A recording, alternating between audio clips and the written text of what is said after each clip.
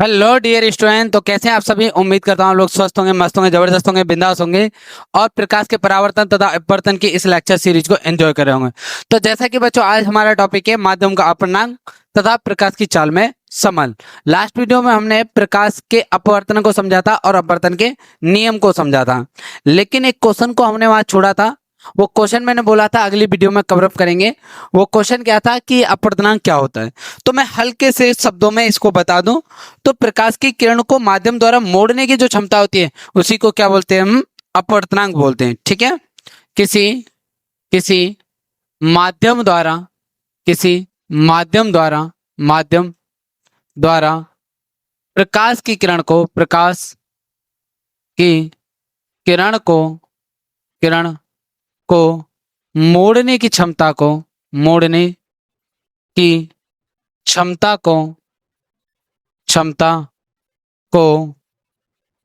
माध्यम का अपवर्तनांक कहते हैं। माध्यम का अपवर्तनांक अपवर्तनांक कहते हैं।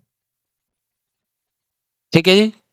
किसी माध्यम द्वारा प्रकाश की किरण को जो मोड़ने की क्षमता होती है उसी को क्या बोलते हैं? माध्यम का अपवर्तनांक। इसे इसे एन से प्रदर्शित करते हैं। एन से प्रदर्शित करते हैं। ठीक है जी। इसे किससे प्रदर्शित करते हैं? एन से। तो अपवर्तनांक कितना क्या हो जाएगा? किसी माध्यम द्वारा प्रकाश की किरण को मोड़ने की जो क्षमता होती है उसी को क्या बोलते हैं? माध्यम का अपवर्तनांक कहते हैं। इसे एन से प्रदर्शित करते हैं। ठीक है। चलिए, अब टॉपिक हमारा क्या है? माध्यम का अपवर्तनांक तथा प्रकाश की चाल में संबंध। ठीक है।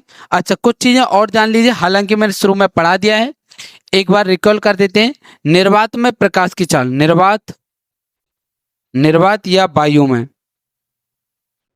में प्रकाश की चाल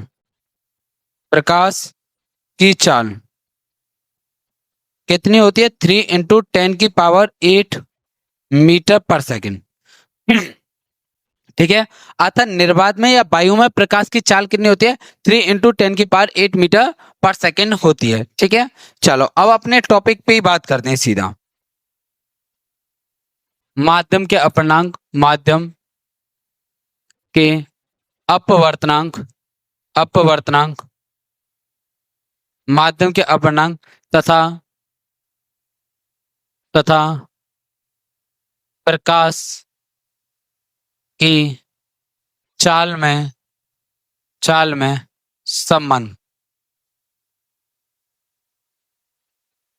माध्यम के अपवर्तनांक तथा प्रकाश की चाल में संबंध, दोनों में क्या रिलेशन होता है इस बात को समझना है। ठीक है।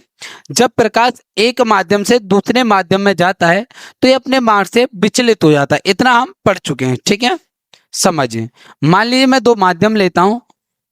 ऊपर माध्यम एक है, माध्यम 1, और ये विरल माध्यम है, विरल मानिए। ठीक है, विरल ले लीजिए। आपकी इच्छा है सघन लेना है, सघन लीजिए, कोई फर्क नहीं पड़ेगा दादा। ठीक है। नीचे दूसरा माध्यम ले लेते हैं, नीचे ले लेते हैं जी सघन माध्यम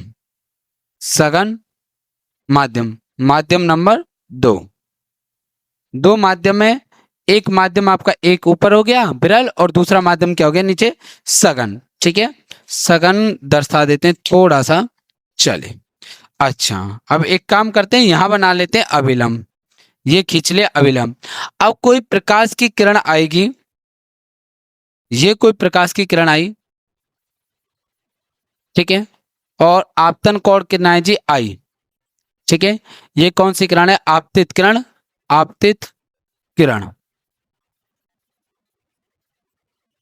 और किस कोण पे आई है? आपतन कोण आई पर आई है। इस किरण को वास्तविकता में तो जाना तो ऐसे करके चाहिए था, बट ऐसे ना जाकर के थोड़ी सी अभिलंब की ओर झुक जाती है। यह कोण क्या हो जाएगा आपका? अपवर्तन कोण। ये अपवर्तित किरण। ठीक है। देखिए, पेपर में जितने अच्छे से डायग्राम के द्वारा चीजों को एक्सप्लेन करोगे उतना अच्छे नंबर मिलेंगे। ठीक है। अच्छा, ये प्रकाश की किरण आई और अपवर्तित होकर के निकल गई। मान लीजिए जब ये प्रकाश की किरण आ रही, किसी ना किसी वेग से तो आ रही होगी, तो मान लो कि ये प्रकाश की किरण b1 वेग से आई। कितने से? b1 वेग से। और यहां किस वेग से गई है, b2 वेग से। ठीक है, माना एक प्रकाश किरण, माना एक प्रकाश किरण, प्रकाश किरण विरल माध्यम में, विरल माध्यम में, विरल माध्यम में b1 वेग से आई, b1 वेग से, वेग से आपतित होती है, आपतित होती है। ये एक प्रकाश की किरण है, कितने वेग से आई, b1 वेग से आपतित होती है, तथा तथा तथा b2 वेग से, b2 वेग से, वेग से दूसरे माध्यम में, दूसरे माध्यम में, माध्यम में विचलित होकर, विचलित होकर, होकर या अपवर्तित होकर, ऐसे लिखिए, b2 वेग से दूसरे माध्यम में अपवर्तित होकर, अपवर्तित होकर, होकर चली जाती है, चली जाती है। ठीक है जी, एक प्रकाश की किरण है, b1 वेग से आई, यहां b2 वेग से चली गई। अतः मैं बात करूं, जब प्रकाश की किरण इस माध्यम में थी तो इसका वेग कितना था, b1, और यहां गई तो कितना वेग हो गया, b2। ठीक है, वेग बदल गया, तब संबंध क्या आता है, तब अपवर्तनांक, तब अपवर्तनांक, अपवर्तनांक, ठीक है, तब अपवर्तनांक बराबर क्या हो जाएगा, पहले माध्यम में प्रकाश का चाल बटे दूसरे माध्यम में प्रकाश की चाल। पहले, पहले माध्यम में, माध्यम में प्रकाश की चाल, प्रकाश की चाल बटे दूसरे माध्यम में प्रकाश की चाल, दूसरे माध्यम में, माध्यम में प्रकाश की चाल, प्रकाश की चाल। ठीक है, और अपना को किससे प्रदर्शित करते हैं, एन से, तो एन, ठीक है, 1। देखिए माध्यम 2 का एक के सापेक्ष अपवर्तनांक, माध्यम 2 का एक के सापेक्ष अपवर्तनांक, इसको कैसे पढ़ेंगे, माध्यम 2 का एक के सापेक्ष अपवर्तनांक, तो कितना आ जाएगा, इसमें वेग कितना जी, b1, और इसमें वेग कितना जी, b2। तो ये बन गया आपका फॉर्मूला। ये फॉर्मूला कहीं थोड़ा सा अलग तरीके से भी देखने को मिल जाता है। ठीक है, इसको सिंपली आप ऐसे लिख सकते हो, 10th क्लास के बच्चे तो ज्यादा कोई दिक्कत नहीं होगी, एन बराबर में b1 अपॉन में b2। ठीक है, b2 लिख सकते हैं, क्या लिखते हैं, एन बराबर b1 अपॉन में b2। अब क्या है कि एन क्या हमारा अपवर्तनांक है और b1 क्या है, पहले माध्यम में प्रकाश की चाल, और b2 क्या है, दूसरे माध्यम में प्रकाश की चाल। अब इसी चीज को एक दूसरे तरीके से भी और लिखा जा सकता है, कैसे, समझिए। अगर ऊपर वायु या निर्वात हो, ठीक है, ये फॉर्मूला थोड़ा सा दूसरे तरीके से भी देखने को मिलता है, वो भी समझ लिए, और नीचे कोई माध्यम हो, ठीक है, कोई भी माध्यम, मान लीजिए पानी सपोज, ठीक है, एक प्रकाश की किरण आई और इसको जाना तो कुछ ऐसे चाहिए था, बट ये क्या हो गई, कुछ इस तरीके से गई। ठीक है, अब निर्वात में प्रकाश की चाल को b बराबर में c, ठीक है, निर्वात में प्रकाश की चाल कितनी होती है, c, और यहाँ कितना हो गया वेग b, तो यहाँ के लिए अपवर्तनांक कितना हो जाएगा, n बराबर में निर्वात में प्रकाश की चाल, निर्वात में प्रकाश की चाल, प्रकाश की चाल, निर्वात में प्रकाश की चाल बटे में माध्यम में प्रकाश की चाल, माध्यम में प्रकाश की चाल, प्रकाश की चाल। एन बराबर कितना आया, एन, माध्यम में निर्वात में प्रकाश की चाल को किससे शो करते हैं, सी से, और माध्यम में कितना आ जाएगा, बी। तो एक फॉर्मूला ये भी बन के आता है। ठीक है जी, याद रखो एन बराबर सी अपॉन में बी। ठीक है, अब जरा कुछ पॉइंट को पढ़ते हैं जो इंपॉर्टेंट है, वो डायरेक्टली आपको ऑब्जेक्टिव में पूछ लिए जाते हैं। ठीक है, तो कौन कौन से पॉइंट है वो समझते हैं। ठीक है, अपवर्तनांक का मान, जो अपवर्तनांक है, ठीक है, इसका मान प्रकाश के रंग पर निर्भर करता है। ठीक है, अपवर्तनांक, अपवर्तनांक अपवर्तनांक प्रकाश के रंग पर, प्रकाश के रंग पर निर्भर करता है, निर्भर करता है। ठीक है, अपवर्तनांक क्या है? प्रकाश के रंग पर निर्भर करता है। सर प्रकाश के रंग पर निर्भर करता है तो किसके लिए कम और किसके लिए ज्यादा होगा, ये चीज समझ लीजिए। ठीक है, अपवर्तनांक का मान, अपवर्तनांक का मान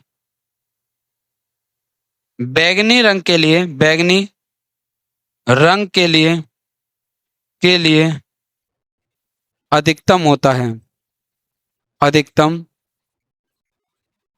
होता है, होता है, तथा लाल रंग के लिए, लाल रंग के लिए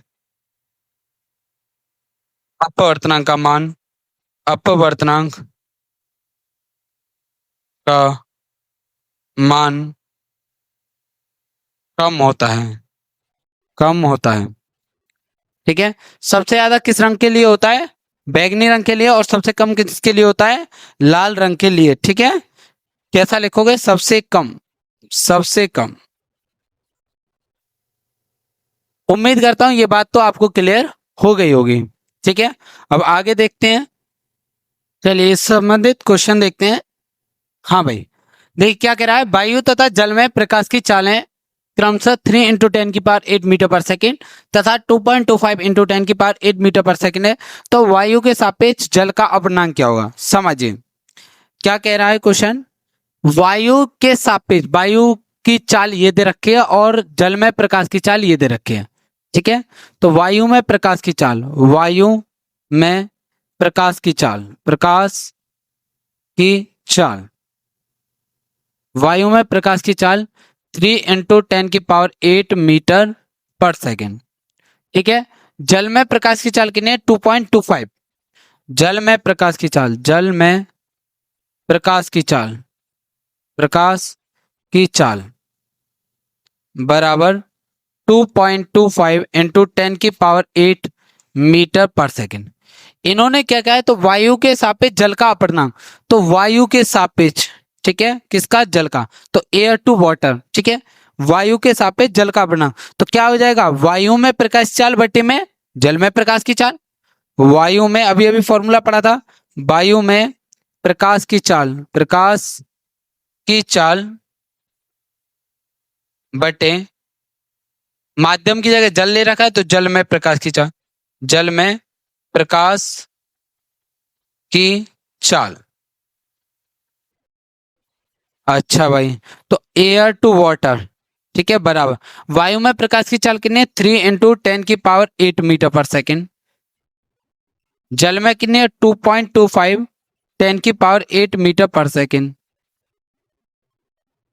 इससे ये कैंसिल हो जाएगा, बचेगा क्या? Air to water, air to water 3 divide by 2.25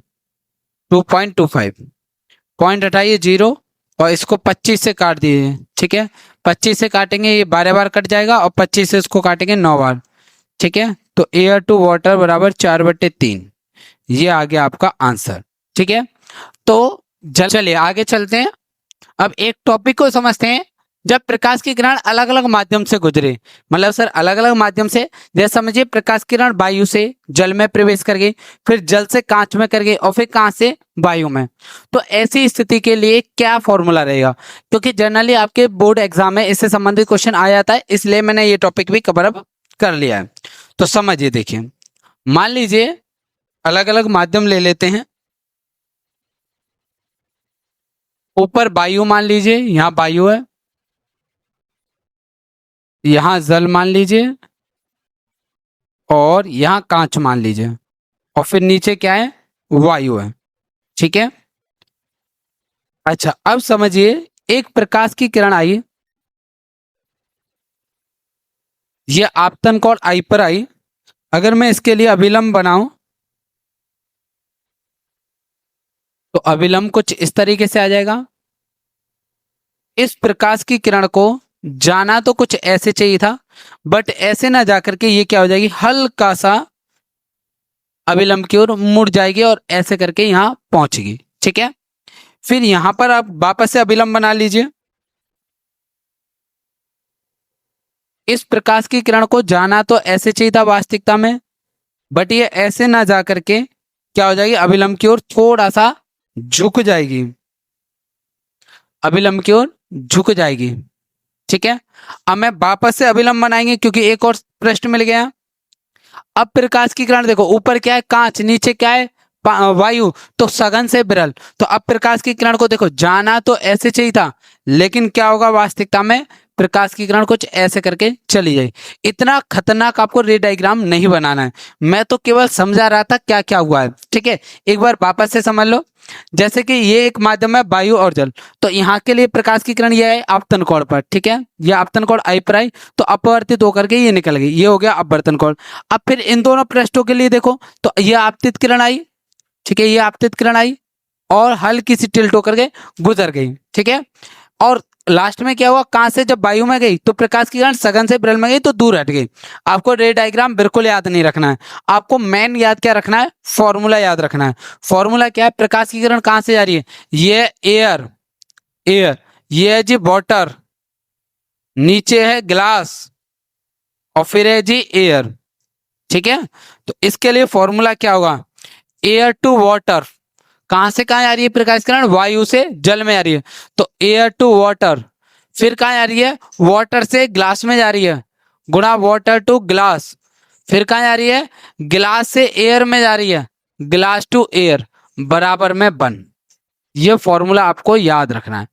चलिए गुरुजी ये तो ठीक है, अगर केवल यहाँ से यहाँ जाए कि मतलब क्या हो, मतलब मेरा कहना का मतलब क्या है समझना, वायु से जल में जाए, जल से कांच में जाए, बस इतना ही करें, समझिए। तो मैं इसको थोड़ा सा अलग पेज पे दर्शा देते हैं, दिखा देते हैं। देखिए ऊपर एयर ले लिया और नीचे वाटर ले लिया और वापस से एयर ले लिया। ठीक है, अब एक प्रकाश की किरण आएगी इस तरीके से, जानी ऐसी चाहिए थी बट ऐसे ना आकर के हल्का सा झुक जाएगी और कुछ इस तरीके से आएगी। अगर रे डायग्राम बनाओगे तो कुछ ऐसे आएगा। तो इसके लिए फॉर्मूला क्या होगा, तो इसके लिए आप फॉर्मूला लिखोगे, कहां से कहां गए, एयर से वाटर में, तो एयर टू वाटर।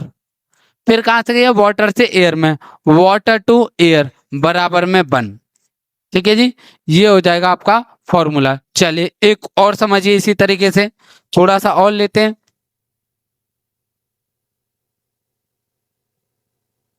ऊपर ले लीजिए एयर, यहां ले लीजिए वाटर, फिर ले लीजिए ग्लास, फिर ले लो डायमंड, डायमंड ग्लास, फिर ले लीजिए यहाँ एयर। ठीक है, अब किरण कहां से कहां जाएगी, एयर से वाटर में, वाटर से ग्लास में, ग्लास से डायमंड ग्लास में, डायमंड ग्लास से एयर में। तो ऐसी कंडीशन के लिए फॉर्मूला क्या हो, कोई दिक्कत नहीं, फॉर्मूला वही है सिंपल। तो एयर से कहां जाएगी, एयर से वाटर, फिर कहां जाएगी, वाटर से ग्लास में, ग्लास से कहां जाएगी, ग्लास से डायमंड में, और फिर डायमंड से कहां जाएगी जी, एयर में। तो आंसर कितने के बराबर होगा, 1 के बराबर। ठीक है, ये फॉर्मूला मुख्यतः आपको याद रखने, कौन कौन से, एक ये वाला क्वेश्चन बनाने के लिए और एक ये वाला। अब इस पे आधारित जरा क्वेश्चन देख लेते हैं, क्वेश्चन कैसे बनेगा। देखिए, वायु के सापेक्ष जल तथा कांच के अपवर्तनांक, ध्यान से देखोगे क्या कह रहा है, वायु के सापेक्ष जल के और कांच के, वायु तो एयर टू वाटर, वायु के सापेक्ष जल का अपवर्तनांक कितना है, 4/3। वायु के सापेक्ष जल तथा कांच के अपवर्तनांक, तो एयर टू ग्लास, ठीक है, एयर टू ग्लास कितना है, 3/2। आपसे बोला है तो ज्ञात कीजिए, क्या ज्ञात करना है, कांच के सापेक्ष जल का अपवर्तनांक, कांच के सापेक्ष, तो कांच के सापेक्ष जल का अपवर्तनांक, कांच के सापेक्ष जल का अपवर्तनांक, तो ग्लास टू वाटर ये निकालना है जी, क्या निकालना है, ग्लास टू वाटर। फॉर्मूला क्या अभी पढ़ा है, air to water, water to glass और ग्लास टू एयर बराबर में 1। ठीक है, अच्छा एयर टू वाटर कितना है, 4/3, वाटर टू ग्लास नहीं पता, वाटर टू ग्लास नहीं पता, ग्लास टू एयर पता है, ग्लास टू एयर तो नहीं पता लेकिन एयर टू ग्लास पता है। अगर इसको उल्टा कर दूं, ध्यान से देखना, अगर मेरे को ग्लास टू एयर निकालना है तो इसको पलट देना होगा हमको, क्या निकालेंगे, ग्लास टू एयर, ध्यान से देखना, ग्लास टू एयर निकालना है, ये एयर टू ग्लास है तो ग्लास टू एयर निकालना है, तो इसको भी पलट दो, 2/3। तो कितनी वैल्यू इसकी, 2/3, 2/3 बराबर में 1। ये हो जाएगा वाटर टू ग्लास, और 4×8 बराबर में 1। तो वाटर टू ग्लास कितना हो जाएगा जी, 9/8 हो जाएगा। ठीक है, ये क्या हो जाएगा, 9/8। जल के सापेक्ष कांच का, तो जल के सापेक्ष कांच का ये वाला तो देखिए हो गया, जल के सापेक्ष कांच का कितना आ जाएगा, जल के सापेक्ष कांच का 9/8। लेकिन साथ में क्या पूछा, कांच के सापेक्ष जल का, तो कांच के सापेक्ष जल का तो उल्टा करना पड़ेगा, कांच के सापेक्ष जल का। तो glass to water to glass है, तो ग्लास टू वाटर निकालना है, तो इसको पलट देंगे, तो कितना हो जाएगा जी, 8/9 हो जाएगा। ठीक है, तो ग्लास टू वाटर कितना हो गया, 8/9। और वाटर टू ग्लास, देखिए ये क्या था हमारा, वाटर टू ग्लास निकालना था, और इसमें निकालना था ग्लास टू वाटर। ठीक है, इस प्रकार का क्वेश्चन आपके बोर्ड में पूछा जा सकता है। चलिए आगे समझते हैं। अब समझते हैं, अगला टॉपिक है हमारा क्रांतिक कोण। क्रांतिक कोण क्या होता है, ये एक ऐसा कोण होता है जो सघन माध्यम में बनता है। ठीक है, तो समझेंगे क्या चीज है, देखना, थोड़ा सा मस्ती करते करते चीजों को समझेंगे।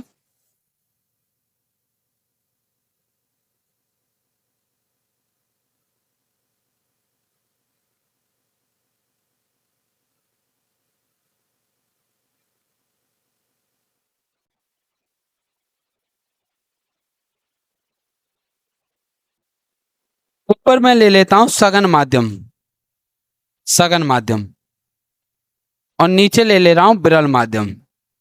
ठीक है, एक प्रकाश की किरण आई, अब वास्तविकता में इस प्रकाश की किरण को जाना तो ऐसे चाहिए था, बट क्या होगा, सघन से विरल में आ रही तो अभिलंब से दूर हट जाएगी। ये प्रकाश की किरण कैसे आएगी, ऐसे करके जाएगी। ठीक है, अच्छा, मैंने इस बार मान लीजिए, मैंने मान लो कि 40 डिग्री पे भेजे। ठीक है, मान लो 40 डिग्री पे। अगली बार मैंने क्या किया,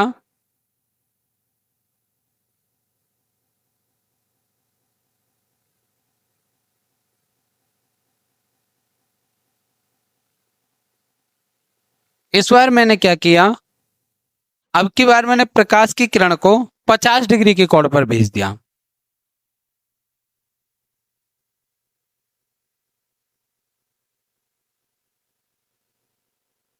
ये 50 डिग्री के कोण पर भेजा। ठीक है, प्रकाश की किरण को वास्तविकता में जाना ऐसे चाहिए था, बट ऐसे ना जा करके ये क्या हो जाएगी, इस तरीके से जाएगी। ठीक है, अर्थात प्रकाश की किरण अभिलंब से दूर हटती है। आपको ऐसे नहीं लग रहा, धीरे धीरे अगर मैं इस कोण का मान बढ़ाता जाऊंगा, एक समय ऐसा आएगा कि ये वाली किरण इसको टच करने लगेगी। बस यही हम चाहते हैं। ठीक है, यही मैं कहना चाहता हूं। तो समझिए बेटा, इसको आपतन कोण है, ये भी हमारा आपतन कोण है, ये आई है, ये आई है। अगला स्टेप और देख लें एक और। ठीक है, फिर आपको डेफिनेशन से रूबरू कराएंगे।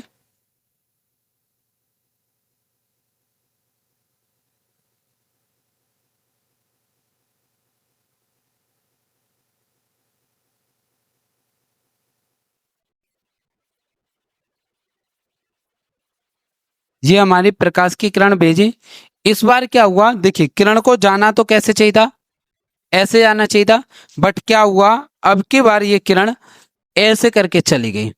ठीक है, तो इस बार अपवर्तन कोण कितना है, 90 डिग्री है। कितना है, 90 डिग्री। ठीक है, ऊपर है सघन माध्यम, सघन माध्यम। क्रांतिक कोण क्या है, ये जो आपतन कोण बना है इसी को बोलते हैं जी क्रांतिक कोण, और सी से प्रदत्त करते हैं। ठीक है, तो डेफिनेशन क्या है जरा समझ ले। क्रांतिक कोण, क्रांतिक कोण सघन माध्यम में, सघन माध्यम में, सघन माध्यम में बना वह आपतन कोण होता है, बना वह आपतन कोण होता है, आपतन कोण होता है, होता है, जिसके लिए, जिसके लिए विरल माध्यम बना, विरल माध्यम में विरल माध्यम में बना बना अपवर्तन कोण, अपवर्तन कोण 90 डिग्री होता है, 90 डिग्री होता है। ठीक है। क्रांतिक कोण क्या है? क्रांतिक कोण सघन माध्यम बना व्यापतन कोण होता है, जिसके लिए विरल माध्यम बना अपवर्तन कोण कितना होता है? 90 डिग्री होता है। मैं ये तीनों डायग्रामों को थोड़ा सा छोटा कर देता हूं और मेन डायग्राम बनाते हैं। ये तो मैं समझाने के लिए था। चलिए,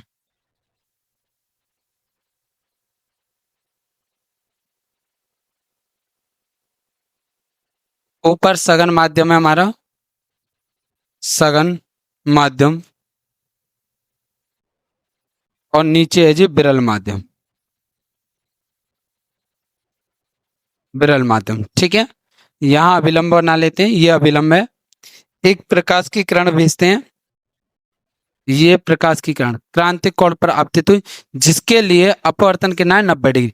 ये जो कोण है ये कितना है? 90 डिग्री। और ये क्या? अपवर्तन। ये जो आपतन कोण है इसी को बोलते हैं जी क्रांतिक कोण। ठीक है जी, क्या बोलते हैं? क्रांतिक कोण। तो क्रांतिक कोण सघन माध्यम बना व्यापतन कोण होता है। ध्यान से देखिए, कौन से माध्यम बना है? सघन माध्यम में बना हुआ है। ठीक, क्रांतिक कोण सघन माध्यम में बना है। आपतन कोण ये क्रांतिक कोण सघन माध्यम में बना, सघन माध्यम में बना हुआ है, सघन माध्यम बना है।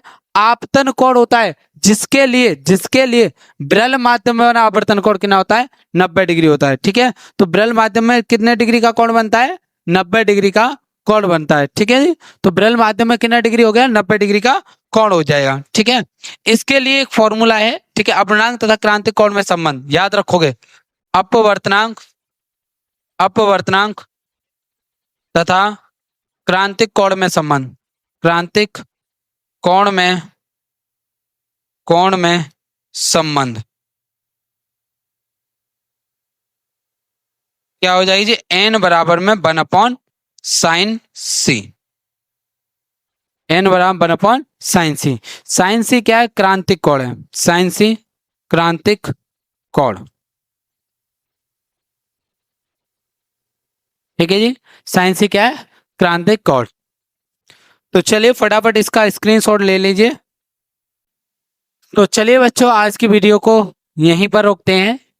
उम्मीद करता हूँ आप लोगों को आज की क्लास से संबंधित जितने भी टॉपिक पढ़े वो एकदम क्रिस्टल क्लियर हो गए होंगे।